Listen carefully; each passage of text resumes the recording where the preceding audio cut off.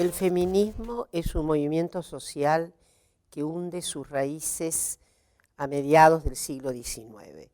Eso no significa que antes del siglo XIX no hubiera algunos anticipos en torno de los derechos de las mujeres, porque el feminismo, o mejor, los feminismos, ya que desde su origen este enorme movimiento social tuvo varias dimensiones y modos de expresarse, tiene como objetivo central igualar los derechos de las mujeres con los de los varones.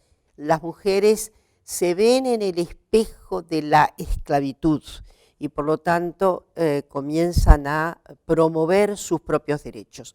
Pero quiero decir que en esas primeras décadas del siglo XIX, la fusión entre una perspectiva de derecho igualitario para las mujeres está muy cercano, está muy próximo de los derechos que deben adquirir todas las personas aboliéndose la esclavitud.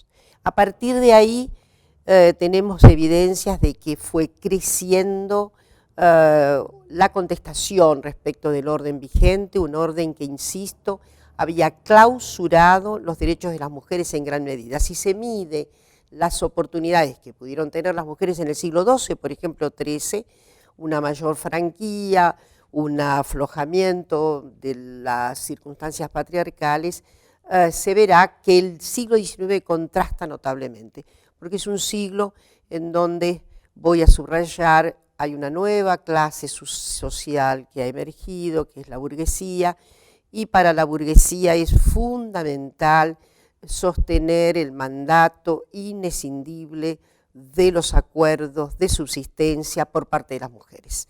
Es un pacto que establece el patriarcado en el siglo XIX y que se va a cumplir de modo inexorable, sobre todo para las mujeres burguesas. De modo que esa división tajante de papeles femeninos y masculinos es justamente una de las indiciaciones mayores en la búsqueda de igualar los derechos, porque es evidente que los varones son regentes en la vida pública, son regentes en el poder político, son regentes en la gobernanza, son regentes en la ciencia, y las mujeres quedan excluidas de estas posibilidades.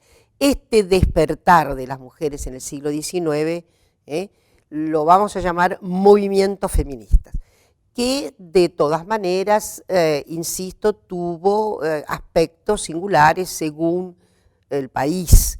Es evidente que los primeros congresos feministas importantes de fuste se realizaron sobre todo en Francia. Y quiero señalar cuáles eran los aspectos fundamentales de este primer feminismo. En primer lugar, conseguir derechos civiles iguales que los varones. En todos los países, se tuviera codificación o no se tuviera, había una declarada subalternancia de las mujeres, que dependían de los maridos. Las mujeres no podían educarse, no podían comerciar, no podían trabajar sin la autorización del marido.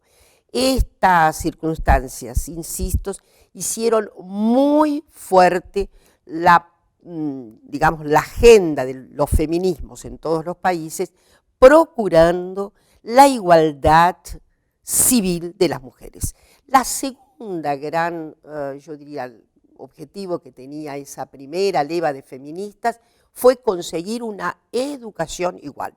Igualdad de oportunidades, podríamos decir, en materia de educación. Durante el siglo XIX las mujeres fueron segregadas de la educación y muy lentamente pudieron inscribirse en cursos universitarios.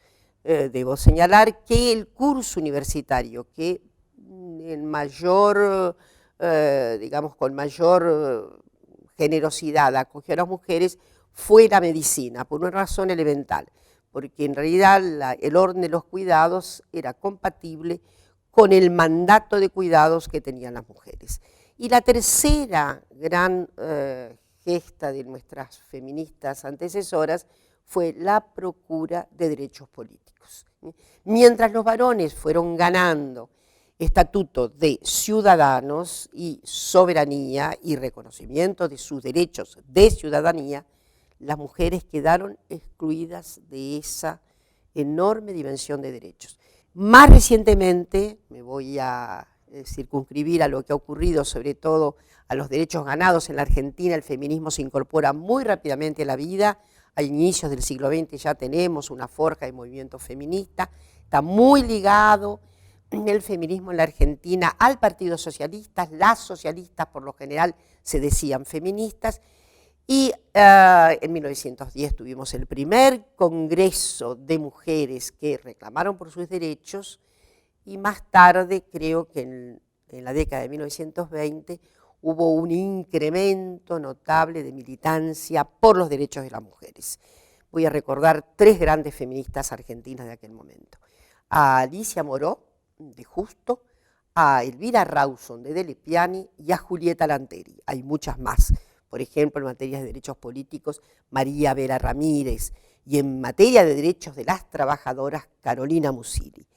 La lucha de nuestras feministas llevó a que en 1926, por primera vez, hubiera una modificación del Código Civil, liberando la ominosa circunstancia de sometimiento de las mujeres. Por lo tanto, las mujeres ya no necesitaban pedir permiso para educarse al marido. Eso fue en 1926. Y en 1932 se vota por primera vez, accede al plenario de la Cámara de Diputados el debate sobre el voto femenino. Lamentablemente, el voto femenino ganó en diputados, pero no consiguió estado parlamentario en el Senado de la Nación. Allí se acabó esa primera gesta parlamentaria por los derechos políticos de las mujeres. Las mujeres obtuvimos nuestro voto recién en 1947. Hay algunas diferencias que han sido marcadas por las feministas respecto de los 3 grandes dimensiones de derechos: los derechos sociales, los derechos cívicos y los derechos civiles. No vienen todos juntos. Algunos países han sido más interesantes en aproximar derechos sociales a las mujeres y más retractivos en lo que se refiere, por ejemplo, a derechos políticos. Finalmente, decir que el feminismo se recuperó de manera notable. Siempre hubo feminismos en la Argentina. Durante la dictadura militar era casi, digamos, imposible sostener un activismo feminista. Por lo tanto, ese activismo feminista quedó muy solapado, muchísimas mujeres fueron tan perseguidas y muchas salieron para el exilio. Es cierto que cuando volvimos del exilio, muchas de las que habíamos partido ya veníamos feministas. Y hubo una retomada extraordinaria del feminismo en la Argentina, que es responsable por la enorme saga de derechos conquistados desde 1984 hasta la fecha.